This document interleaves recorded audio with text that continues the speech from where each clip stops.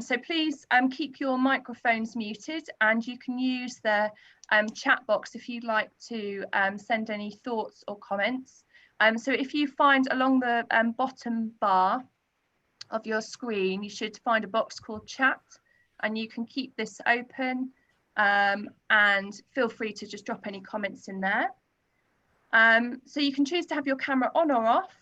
I'll ask you just to keep it during the session and just use the chat box, but we will be keeping the meeting open for a little bit afterwards. So if anyone wanted to just catch up informally, that bit won't be minuted, but if you wanted to just catch up informally, then you're more than welcome to do that afterwards. So if any of our speakers internet cuts out, then we will continue, but we are being recorded, and their presentations will be on the website. So all the documents from today will be on the website, but hopefully you will have seen them beforehand. So as I said, this meeting is being recorded, so you'll be able to catch up afterwards if you miss anything. Okay. So Jo Butcher, who is our current secretary, she's just looking in the participant list for just to do the check who's here, who's present, and she's also been sent some apologies. So please could you check that your name is as you wish your name to be. So if your name isn't correct and we don't know your last name, for example, or you didn't, your name is different as your computer name. If you hover over your own video, press the 3 blue dots, and then you can change your name. You can press rename. So we just need to make sure everyone's name is correct so that we can minute the meeting really, really clearly. So if you're able to do that, then in the background, Jo is going to be writing down everyone who is present today.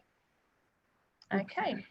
So Jo's also received a list of apologies via email. So we're going to go on to, that was item 3, so apologies. Jenny, can I just do it a slightly old-fashioned way and just go back just to check on the participants, because not everyone. So I've got Jenny iPad. I've got 2 Jennys here today. So I'm Jenny Nutbeam. Nutbeam. Yes, N-U-T-B-E-E-M. Okay, and I've got Pat. Pat, I don't have your. Oh, yes, Pat Holton. Yeah, okay. Robin, I don't have. Where's Robin? I've lost Robin. That was Anne Wilston. So I think all the names should have been changed by now in the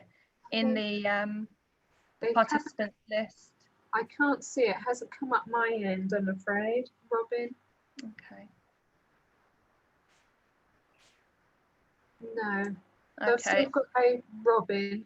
Robin, I don't have. I think that was someone who's now changed their name to the correct name now. So I just joined in, Kay Barker. Yeah, I've got UK, thank you. I'm just sort of with Robin, to be honest. Robin is Anne Woolston, isn't she? Right. Yes, she's changed her name now. People have corrected their names now. Right, so okay, apologies for that. Thank you. Okay, all right then. So so we're going to move on to item 4, which is the minutes for accuracy. And I know some of you have already sent through amendments via the Google Forms, so thank you for that.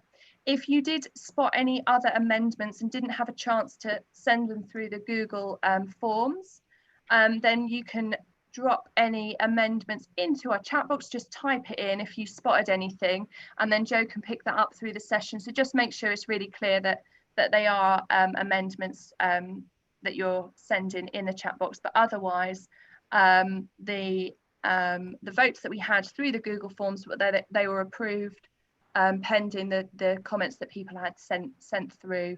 So thank you for doing that, and thank you for voting on the Google Forms, a new format for obvious reasons. We can't be together face to face. So thank you very much for completing the form in this unusual way.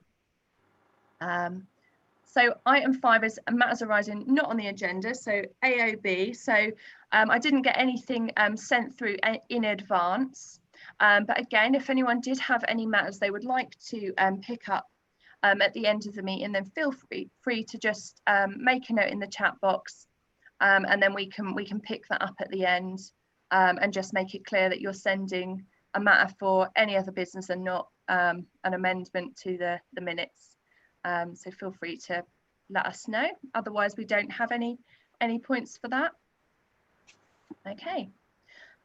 So item 6 is sort of various things. So we've got the chair's report. We have reflections and highlights on the 2019 to 20 programme.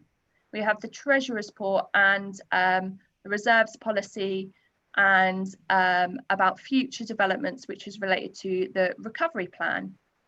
So we're going to start off with the chair's report.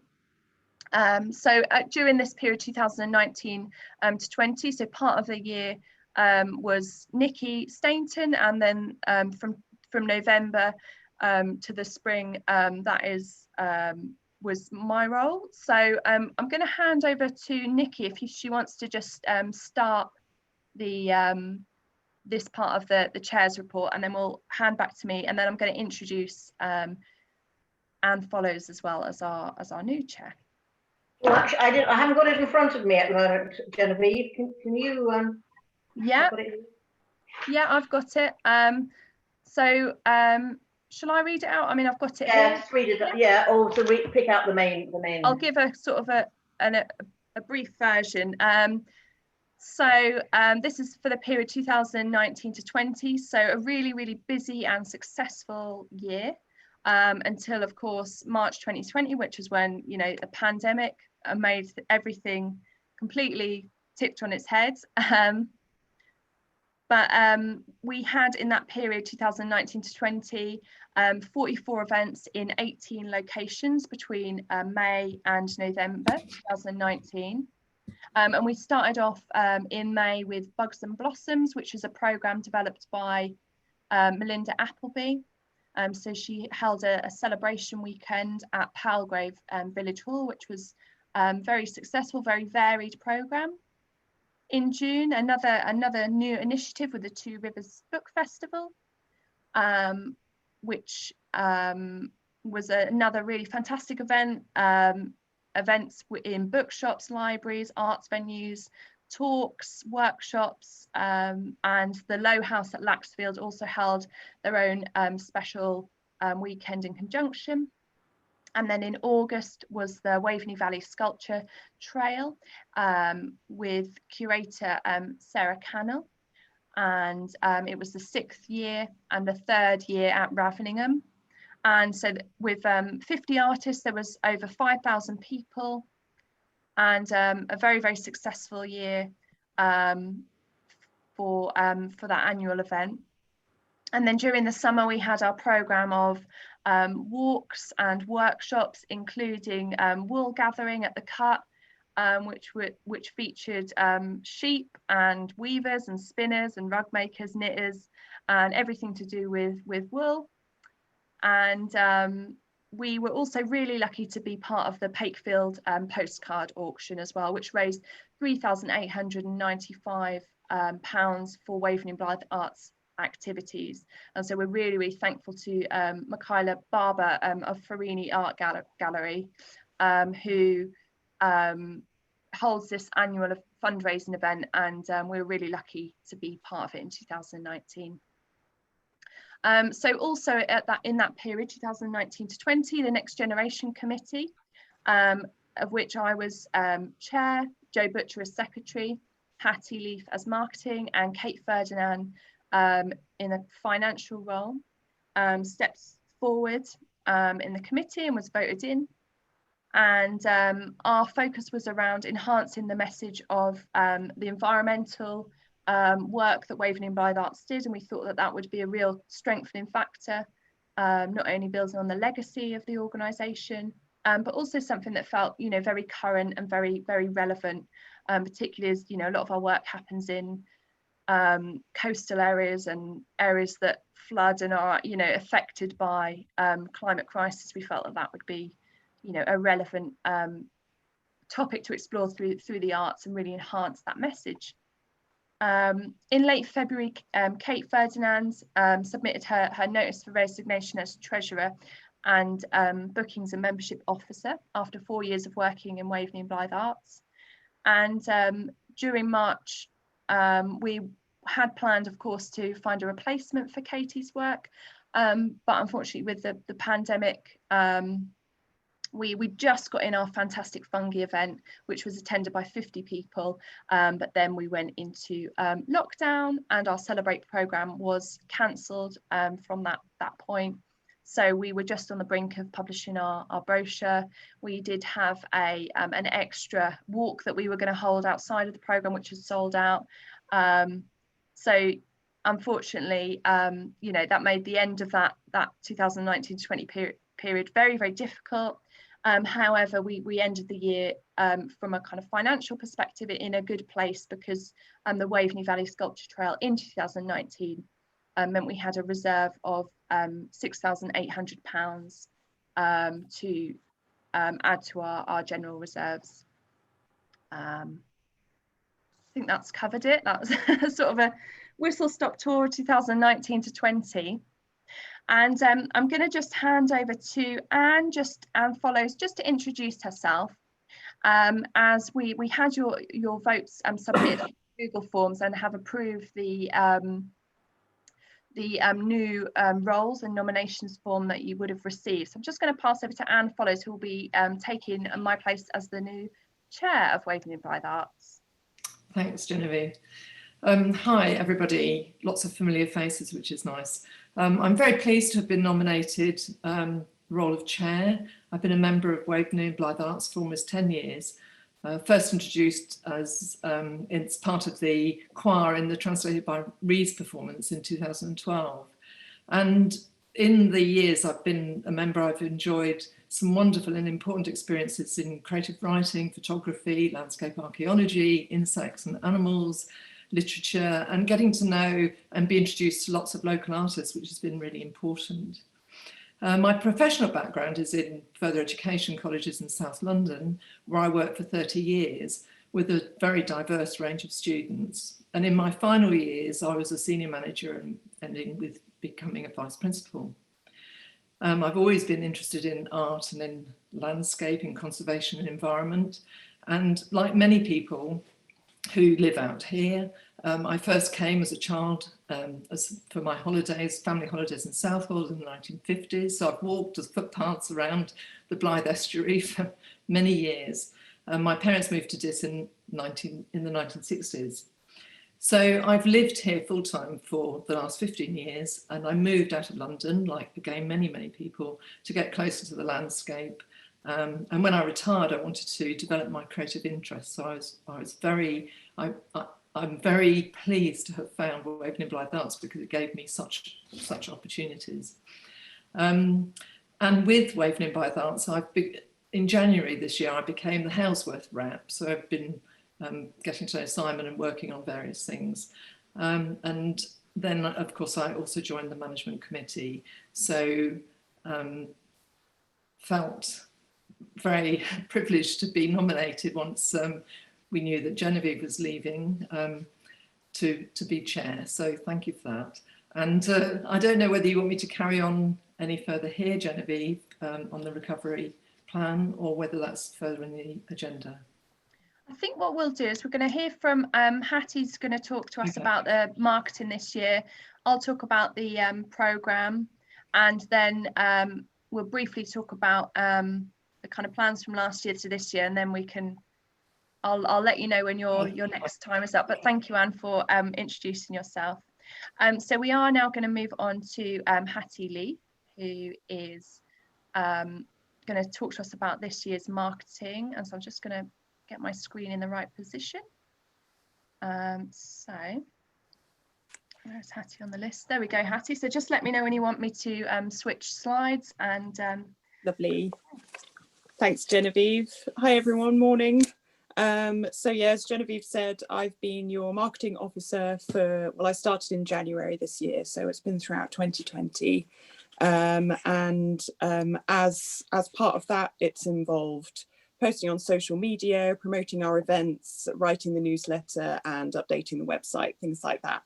And I started, of course, as part of the Next Generation team, and our aims when we started meeting in October 2019 were for, as I took over as marketing officer, was to increase the overall presence and sense of identity that Waveney and Blyth Arts have, both at physical events and online. And we plan to do this through kind of improving our branding, creating a clear voice, and seeing how our audience really engages with us best.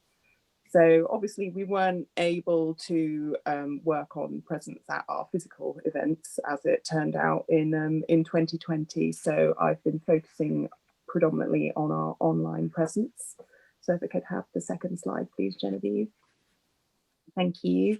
So here, this is an overall outline of our online audience and how promoting our events has really increased the amount of people we get engaging with us on social media, which of course then leads to more people interacting with our events and things like that. So I hope to encourage more interactions by posting every day and focusing as much as possible on high quality images and with content written in a kind of a friendly, very enthusiastic voice that really sings our praises, because we thought that maybe we could be blowing our own trumpet a little bit more.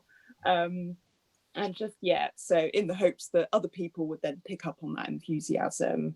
And that seems to have really been the case. So when I started out, as this graph shows, when I started out in January, we had about 650 Facebook followers, 800 on Twitter, and about 920 or so on Instagram.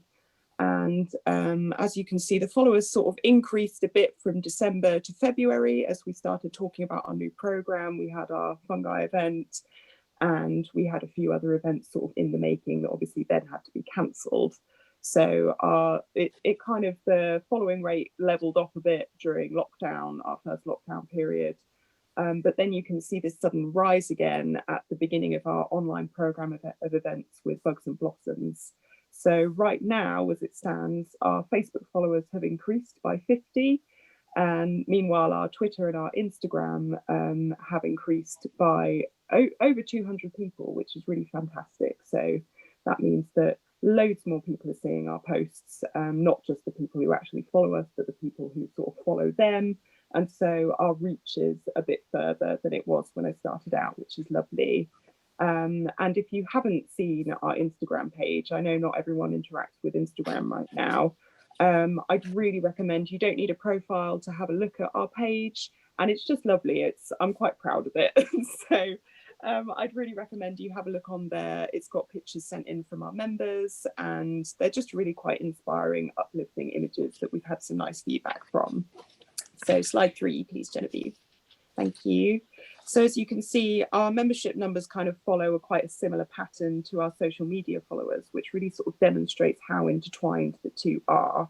It was really great to see the increase in members and web signups during our virtual program. So you can see that rise sort of from June onwards. And we certainly started to get some interest in the BioBlitz Arts program.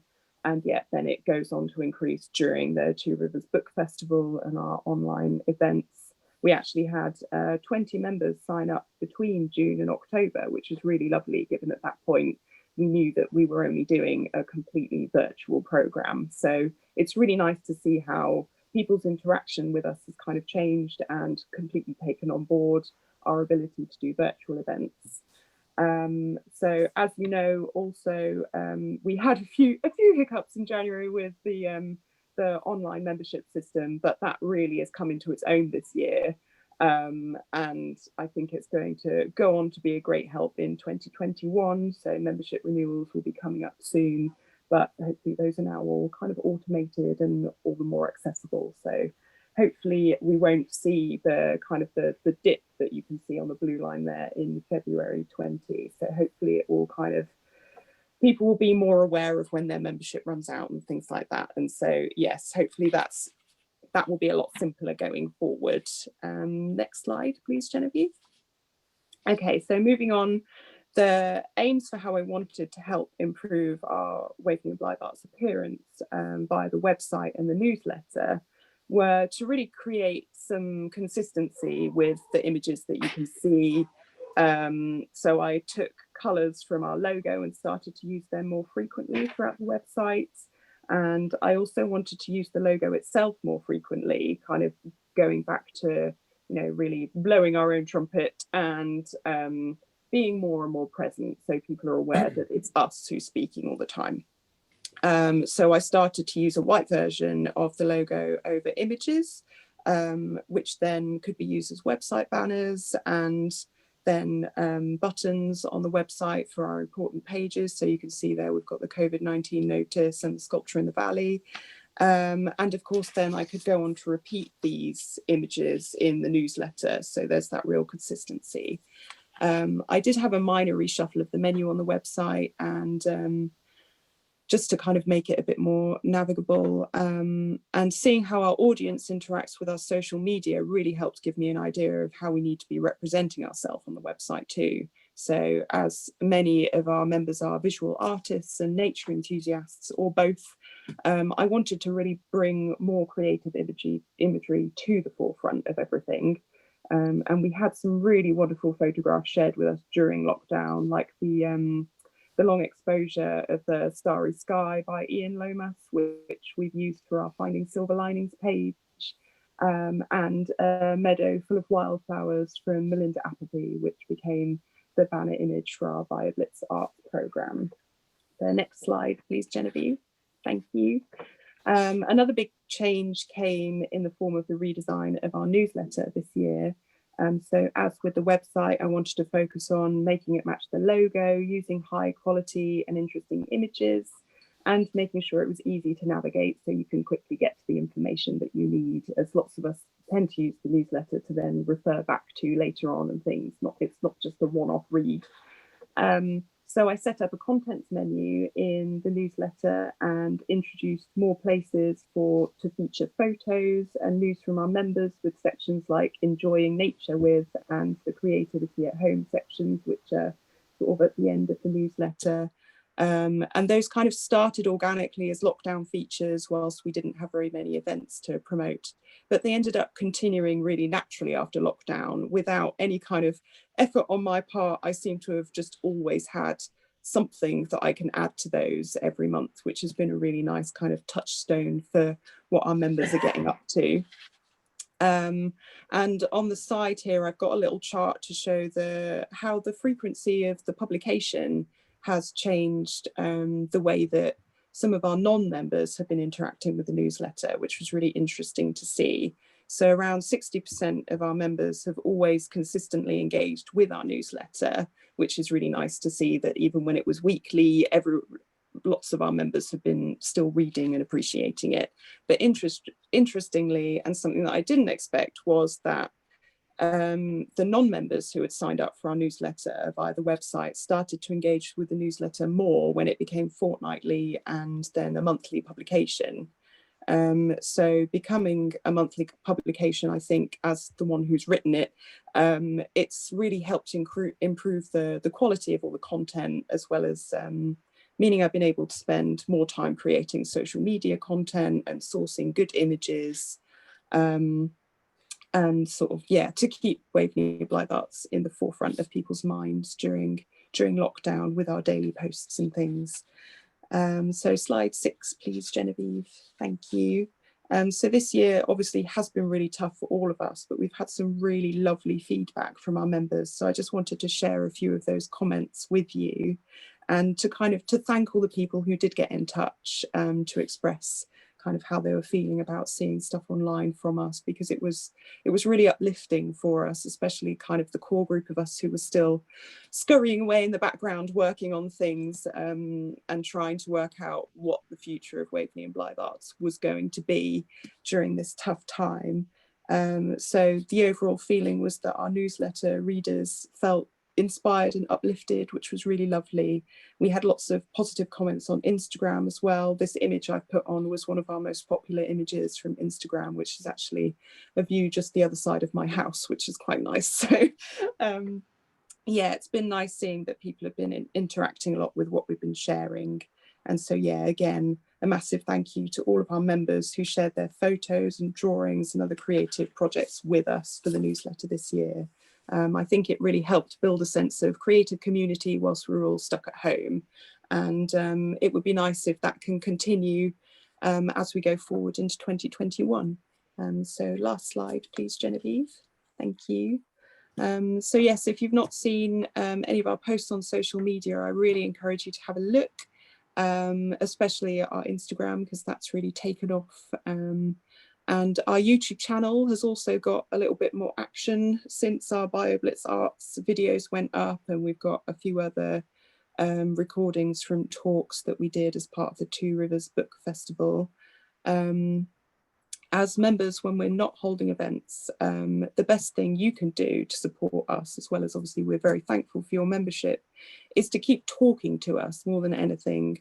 All of the feedback, the comments, the likes, the shares, they've really, really worked to help spread the work and increase our reach, and to let us know what you like and what we're doing well, what we're not doing so well that we could maybe improve. It's all really helped continue to improve our organisation. And it's made it a real pleasure working with Waveney Blyth Arts and all of its members this year. So thank you as well for having me as your marketing officer. I've really, really enjoyed working here, and I look forward to seeing what you will do in the next year.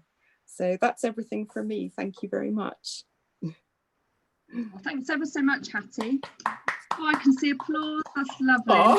Isn't it? That's beautiful. Well, that's fantastic. So as we sadly say goodbye to Hattie, we will be saying hello to Jo Leverett, who will be building on the fantastic work that Hattie has been doing to increase the presence and the image of Waveney Blyth Arts.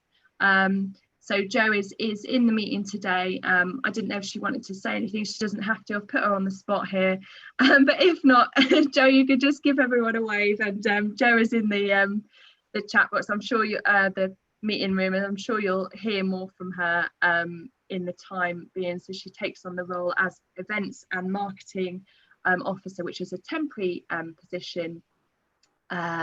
Jo, did you want to add anything? You don't have to. Hello everyone, and looking forward to all the events that we've got going on next year. It's really exciting. There's lots to do. Good work, Hattie. That's something to build on there. Really, really well done. So thanks. Oh, brilliant. Yes, I'm sure you'll be hearing more from Jo Leverett in the coming months. Fantastic. Okay, so thinking about the 2019 to 20 programme, so I did briefly talk about that in the chair's report. So Nikki, I don't know if there's anything else to add about the 2019 to 20 programme. Is there anything extra, or did the chair's report cover that, do you think? I think it covered it. I mean, I think it's so sad because we were getting up such a head of steam with the next generation team.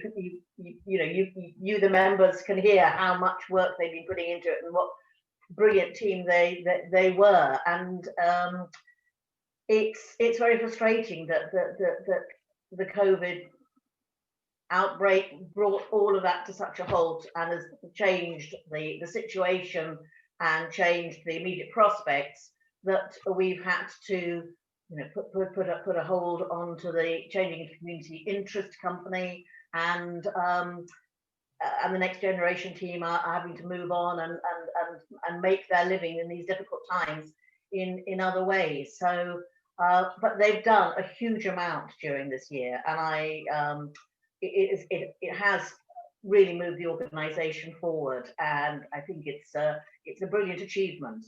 And even though it's shorter than we were hoping for, it's made a real difference to Waveney Blyth Arts. And I think that yeah, somehow we will get through this difficult time, and we will emerge in the next year or two stronger and able to look back on, I think, a lot of work that they did, and then reconsider where do we need to be? So what we're talking about is a bit of a stopgap until the world becomes a bit more manageable again.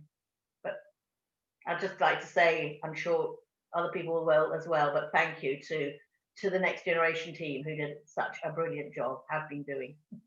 I think that's it. Oh, thank you. Thanks, Nikki. So yeah, the mention of the the CIC. So we were due to, of course, at the last AGM, we presented an idea that we would go forward, and I think the initial the type of company that we were going to go for was a CIO. Then through research, so headed up by Joe Butcher as secretary, we thought that CIC, which stands for Community Interest Company, felt like the right way forward.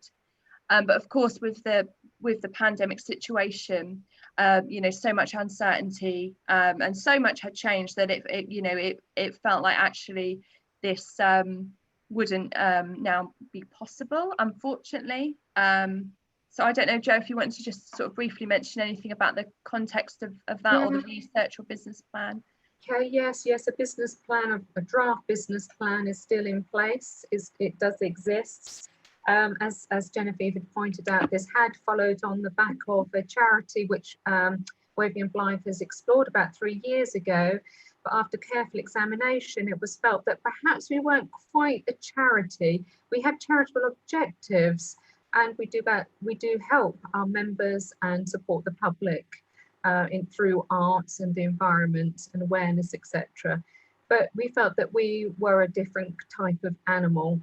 And so instead we explored the social enterprise route and came up with the idea of a community investment company, which still means that we can have members, but the idea was to look at the whole management structure, to look at our aims and objectives with a bit more focus, so we could build on the success as a legacy, as mentioned earlier, to give more weight and clout to some of the areas that we felt passionate about together with our members concerning arts, the environment and social engagement, particularly for those people who face barriers, and to look at how we could also increase our member participation amongst our younger population as well, because we recognise that a lot of our members are mostly in the sort of 50 age plus bracket, which is absolutely fine, but we also wanted to provide increased opportunities for a younger audience as well. So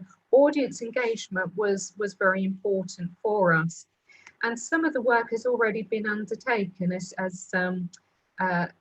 Hattie has highlighted. You know, she put a lot of emphasis to raising the profile and the position of Waveney and Blyth Arts, and has given some really good data as to how marketing can really improve our audience engagement and uptake. And we really wanted to maximise that and go from strength to strength.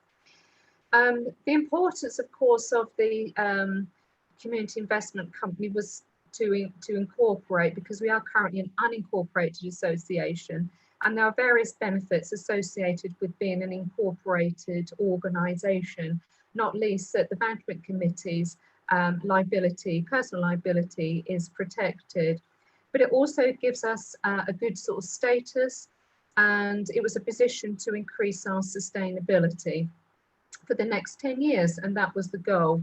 So although the pandemic has come along, it's not, you know, it's unfortunate, but you know, the recovery plan should position WBA to look at how it can go forward potentially thereafter. We have got the vaccine news, which will hopefully, you know, give people a lot more confidence.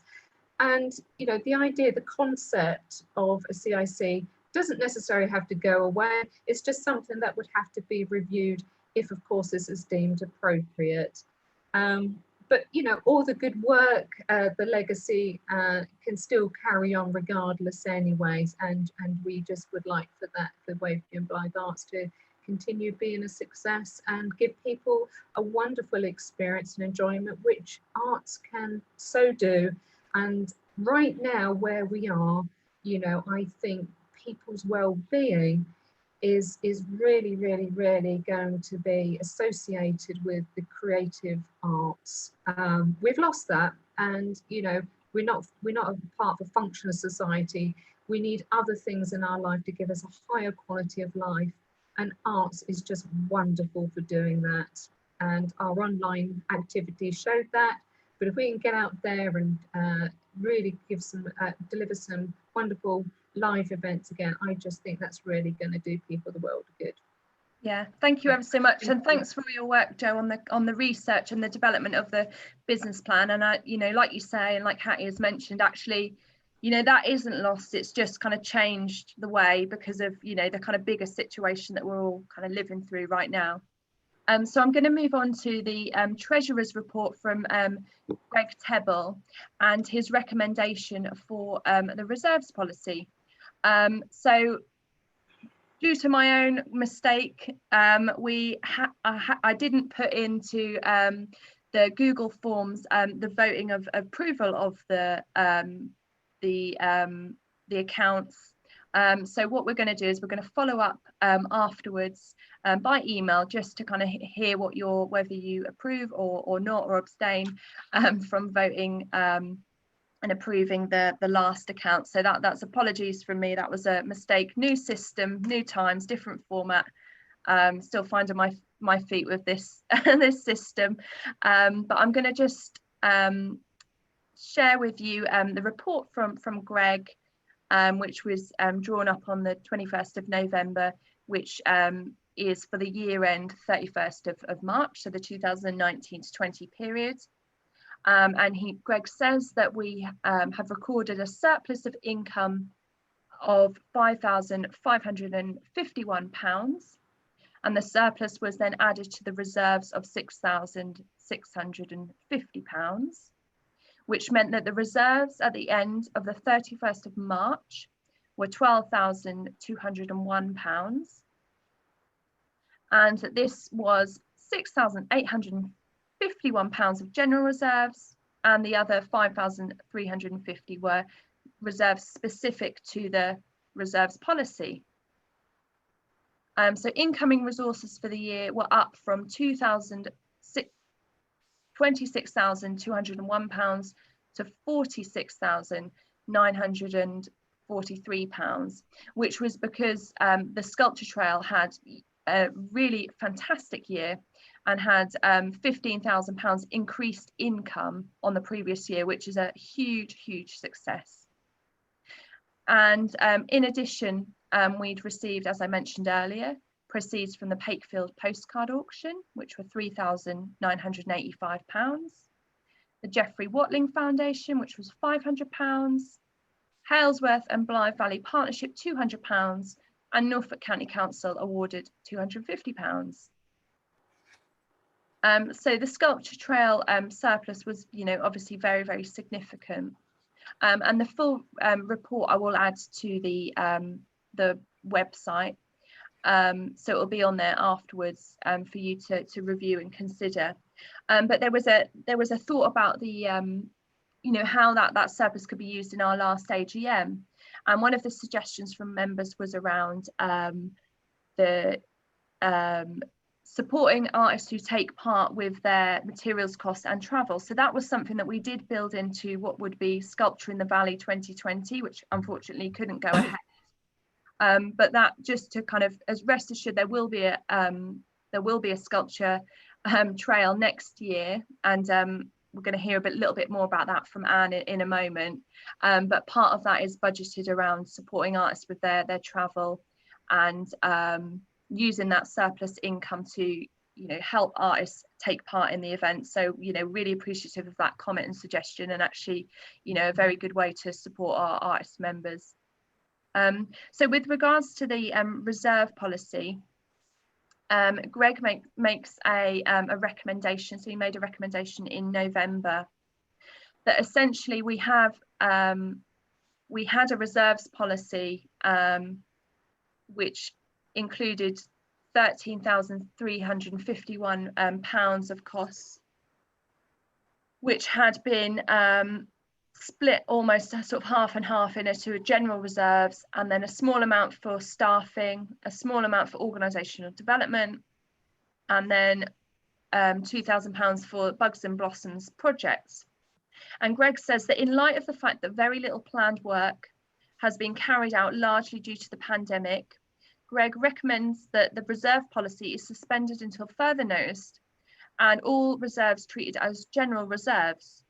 So this will give the organisation maximum flexibility in uncertain times. And it's hoped that once the new budget is prepared, the reserves policy for 2021-22 can be then readdressed. So I will send round that document and ask you to approve or otherwise.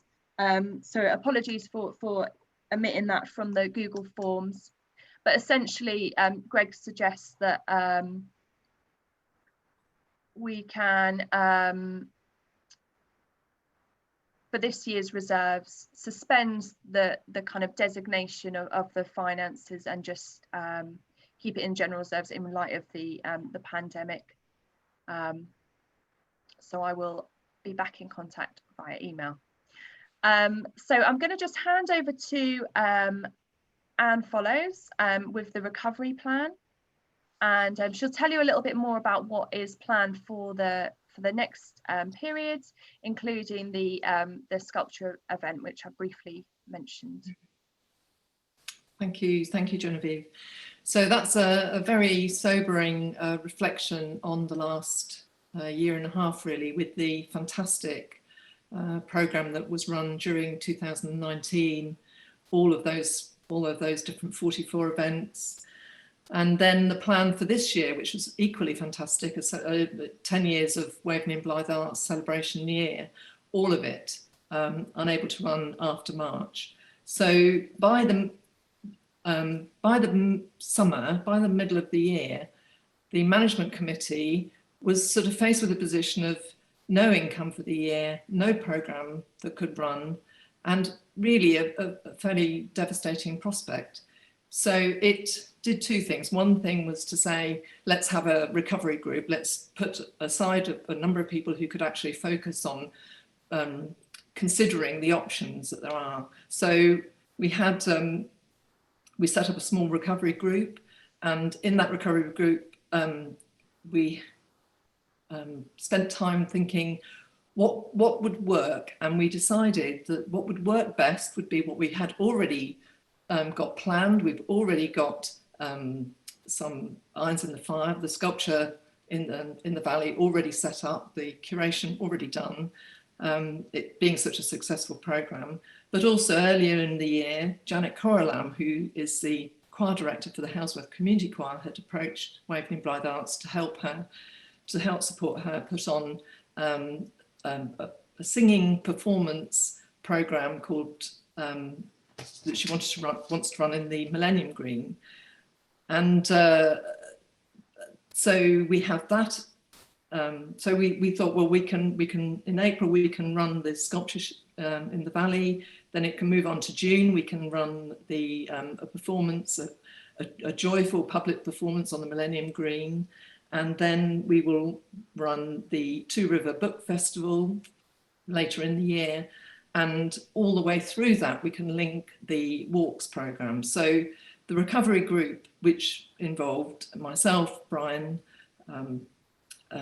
Nikki and Netta, Genevieve, we proposed to the management group, you've got the paper on one of the papers that are on the website, this series of programmes. So basically 4 programmes that will all be run outside, so that given the COVID restrictions, we would be able to run them and all of them to work together, so that through this year we would be able to get an income, recover our presence, continue to develop our online presence, which has worked so well. And we also had the stepping back from the management group of Genevieve, of Jo, of Hattie, and earlier in the year of Katie. So the whole new generation team sort of stepping back and those of us who wanted to continue to work within and take a leadership role, if you like, within the recovery group and within these programs would step forward. So I'm coordinating what's called the Spell Songs in the Green, which will be the choir performance, it's a community-based choir performance, which we'll talk about a bit later as well, because John is going to come and talk about it. That the sculpture in the Valley, Nikki would lead on coordinating that. That Brian will continue to coordinate the Two Rivers Book Festival, and that Netta would do the walks programs. But within all this, we will not lose the commitment to the environment, to supporting artists, to working with members, to include our wider management group. And we have turned really to the members to say, what you can do to help support us. We'll increase the membership fee this year. That will help increase the income a little bit. But we want also to involve members in helping us volunteer for, we need to have people running and helping with the sculpture in the Valley and also with the Spell Songs on the Green. And it's a good opportunity for people to get involved and help. So we have enormous thanks to our members for giving us this support, but also huge thank you to Genevieve, to Joe, to Hattie, and for all their work. Genevieve particularly, who has chaired magnificently right through this very difficult year and brought so much positive energy and strength to the management group. Hattie, as you've seen, claps for Genevieve. Hattie, as you've seen, has sort of transformed our online presence, and beautiful images and beautiful website, really easy to use, as she says. It's been fantastic. And Joe, acting as secretary, fantastically hardworking, enormous amount of work on looking at the community interest project. I mean, it hasn't really been represented in this meeting, the amount of work that Joe's done. And we had to say we can't progress it because we couldn't support the demands of entering into that application process. So I think that's all I'm going to say at this stage about the form of this. Obviously, opportunity for questions. There'll be we're going to be keeping the Zoom running a bit longer. So if you've got any specific questions, anybody, please stay around and ask. Yeah, thank you ever so much. So that was point 6 in our agenda, which was quite a large, lots of different factors there, lots of speakers, but hopefully gives you a flavour of what's been and what's to come. So item 7 on the agenda is the membership subscription fee increase, which has been approved by members through voting on the Google Forms. So essentially the normal fees have gone up £5. So individual membership was £15 and is now £20. Organisational membership was £20 and is now £25. And there's also a new sort of an offer that if you are a student or you're under 30, then there's, for 1 year only, you can have a £10 for your first year, and then go over to the other rates. So thank you for approving that. And as Anne mentioned, it is, would be really helpful to increase income. And Nikki, did you want to say anything more about that increase? Well, two things. One is that I think we've agreed it's coming in from the 1st of January. Yeah. So if anybody renews during December, it's at the £15 rate. Yeah. The other thing is just to point out that it will help us raise nearly £1,000 towards our core costs. And the membership is a really important part of our income because it's not tied to any specific activities. It's reliable. It provides a bedrock for us to do all the projects, and sometimes it can help to subsidise things that haven't got great sort of surpluses built into them, but we think they're good things to do. So it's not, we know it's not a great time to be asking people for a bit more money, but thank you to everybody who supported that, and it will make a significant difference to us. Yeah, and thank you for approving that, and you know, really make, as Nikki says, a significant difference to the organisation, especially after a very tricky year. Okay, so that was item 7 of the agenda. Now item 8 is the management committee election. So thank you all for approving. There was a block voting of the management committee, which has now been approved. So I'll just, rather than read it all out, I'll just share the screen. It might be easier to see that. So so the people that were put forward for the nominations for this year have all been approved as a block vote, and so thank you all ever so much for doing that. And there are some gaps, but I think, you know, this year the plan going forward really is to kind of you know, slim down and focus and you know, deliver a programme that is achievable under, you know, uncertainty. And so there is an opportunity to co-opt people in those positions. But yeah, thank you ever so much. And that list will also be on the website as well afterwards. So just to kind of remind you of those positions. So I will close that one and open a different window here. There we go. Okay, so item 9 is our penultimate item on the agenda. So our last point on the agenda would be AOB, but no one has sent anything in. So I'm going to now pass over for item 9, which is for Janet Corrilam, who should be in the meeting. Hopefully she's able to unmute herself. I'm just looking through the list. So Janet, as Anne mentioned earlier, has been heading up the Spell Songs in the Green project. So I'm going to pass you over to Janet to tell you a little bit more about what's going to come in the programme next year. Hi, nice to see everybody. Quite a few people who I know already, which is really lovely. Last year for my, so first of all, sorry, I run the Halesworth Community Choir and Village Voices Community Choir in Hoxton, where I live. And last year for my birthday, I was given this beautiful book, which is the companion book to The Lost Words, which I'm sure most of you know already.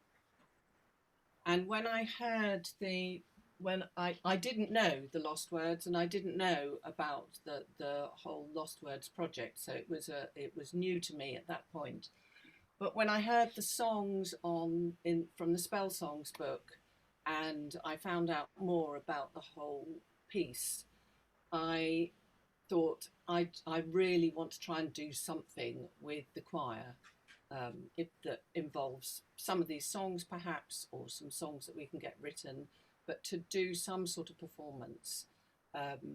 And I'd fairly recently also come across the Millennium Green in Halesworth. I live in Hoxton, so I'm quite a long way away from Halesworth, so I'd been on a walk after choir one day and come across the Millennium Green and thought this would be just the most fabulous place to do a promenade performance using perhaps some songs from Spell Songs, or to try and do something. Anyway, I put this suggestion to Nikki and to various other people, and they all said, oh yeah, that sounds like a really good idea, and we started planning, and then COVID came along. However, I've managed to continue doing the work with so singing with the choirs on Zoom. I've commissioned Alison Burns, who a number of you will know, who's a singer-songwriter from Scotland, to create pieces of music for us based on the Lost Words, on the words from the Lost Words. We've got sound files and music on the Halesworth Community Choir website for people to access who want to join the project. We've been rehearsing since October, November, some of those songs already, and we'll continue until Easter on Zoom. The other part of it is that I wanted it to be not just about the choir, but about, and particularly, I had already thought of this before, but particularly as COVID took over, I really wanted to try and include as much of the community in Halesworth as possible. And I work in schools myself, and I really wanted, because the whole Lost Words book is about words that have been lost from the Children's Oxford English Dictionary, I really wanted to try to include the children in the project as well. So I'd contacted Edgar Suter Primary School, and just recently I've contacted Wenniston Primary School, and they are both on board wanting their children to take part. Caroline Mummery from Dance East, and who a lot of you again will know, who runs dance classes at the Cut, is also working with us, creating movement, a movement aspect using adults and children. Juliet Corbett, who sings in Halesworth Community Choir, but has also got a drama background, is going to be working with the children to create dramatic aspects to it as well. We are going to do it, whatever happens. We are going to do something on June the 12th, and we're hoping to have 2 performances, probably sort of mid to late afternoon and early evening, because we've got children involved. So there's all sorts of other things that we have to think about when you have children involved in a project and not just adults. It will be, as I say, a promenade performance starting at the basketball pitch. If any of you know where the Millennium Green is in Halesworth, which I'm sure a lot of you do, and then walking from there through to the folly, and singing, moving, talking, doing wonderful things on the way. We've been behind the scenes. There've been a team of us working really hard to put it all together. Genevieve, you were just brilliant at the beginning. Your enthusiasm and encouragement and expertise has been fantastic. Really, really wonderful. I can't tell you how glad I was that you were with us, and how sad I was to hear that you were no longer going to be there. But thankfully Anne and Nikki and Brian have stepped in, and Anne and Nikki have both got masses of experience and are supporting me in this. I'm used to running community choirs, I'm used to working in schools, I'm not used to doing a whole big project like this. So, but I have a drama background too, so it's lovely that there's a team of us that are working together to bring this together.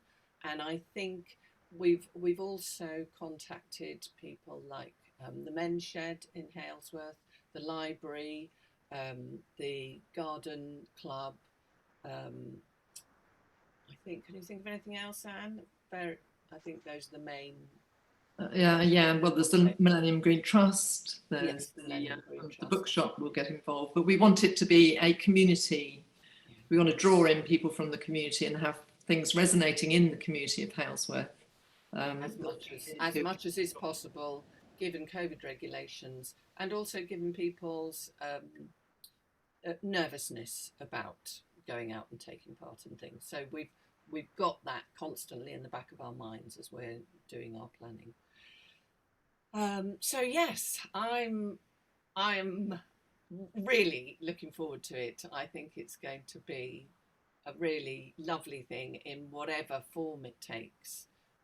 It'll be a time to celebrate and to feel some joy in this difficult times. And I know from the singers that I have already on Zoom, a lot of people don't like singing on Zoom, and I completely understand that.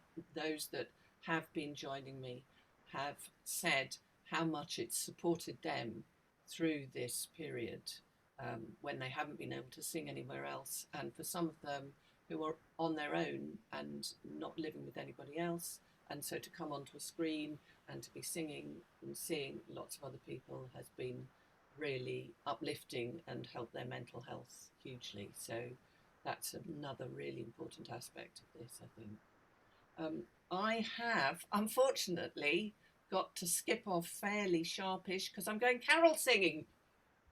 Oh, brilliant. Very festive. In the rain. I don't care. doing it. There's just 5 or 6 of us, but I'm happy to take some questions now if that's appropriate, Genevieve, if anybody wants to ask it. Yeah. So I think what we'll do is, that's really fantastic, a really uplifting, really special event that's going to come up on the 12th of June. So thank you ever so much, Janet, for coming and telling us more about it. There'll be more coming on our website as the months go on. So yeah, look out for that. And if anyone did have any questions, you can drop it in the chat box. And I think I'm just going to hand over to Nikki. Was there anything you wanted to add about the anything else in the programme, special events? And then what we'll do is we'll close the meeting, and then we'll keep the room open. So if anyone did want to unmute and talk, we'll do that after we've closed the meeting, and I'll stop the recording. But Nikki? I just thought I just would update people about the sculpture trail, because it's been mentioned in passing. So obviously we were devastated this year that we had to cancel the sculpture trail, having found this wonderful new location at Cotton Hall between Westleton and Dunwich Forest, and we got really excited about it. We'd appointed David Baldry as curator. We had recruited nearly 50 artists who come and seen the site and started making work for it. Genevieve was coordinating it. It was going great guns. It was looking fantastic. And then obviously, regretfully, we had to say, we can't do this. Although it was outdoors, we weren't confident we could get all the volunteers we needed on the box office. You know, a lot of our core volunteers were not coming out or wanting to come out over the summer. We didn't know about the restrictions, the whole management of the site in a COVID secure way. I mean, last June, May, June feels a long way away, but actually, you know, our mindset was very different, I think, then, and we had to take every precaution. So sadly, we had to cancel it. And then when we were looking over the summer at the future of Waveney Blyth Arts, and at one point it was very shaky. We were thinking we're going to run out of money. The next generation team are having to move on. We may well have to fold. It was looking pretty grim. We then thought, well, hold on, things will ease up.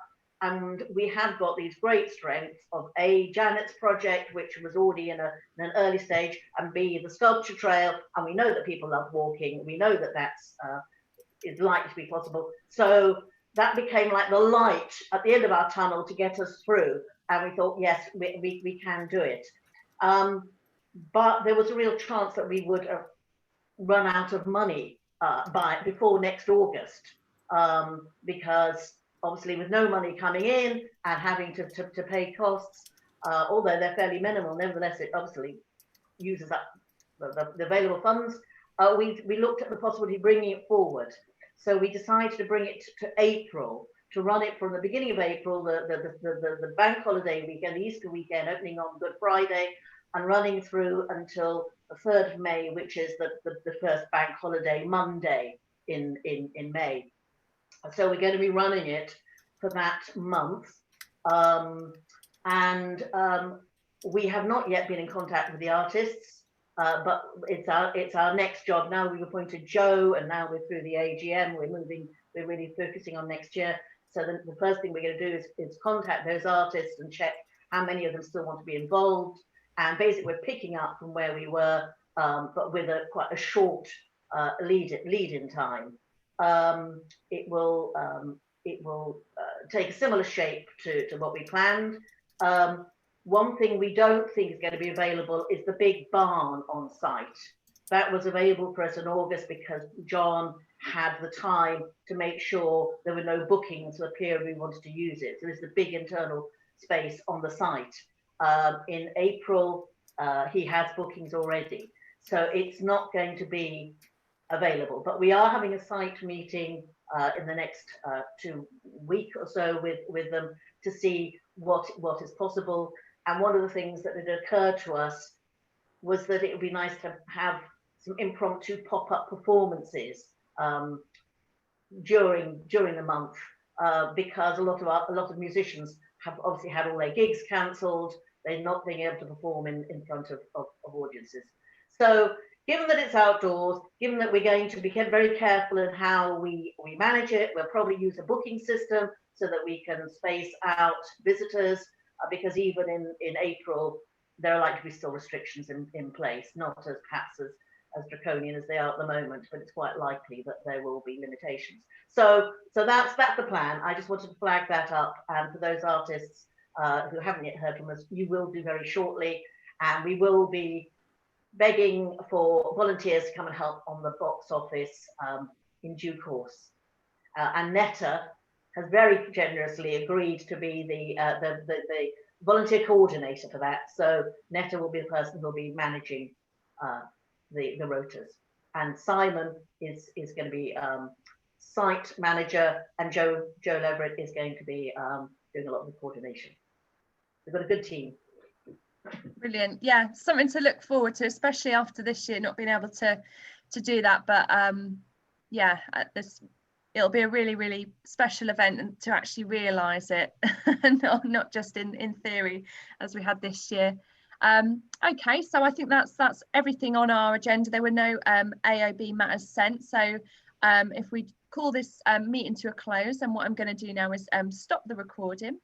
But if anyone did want to ask any questions or had any thoughts or wanted to say anything, then you're more than welcome to drop something in the chat box or unmute yourself.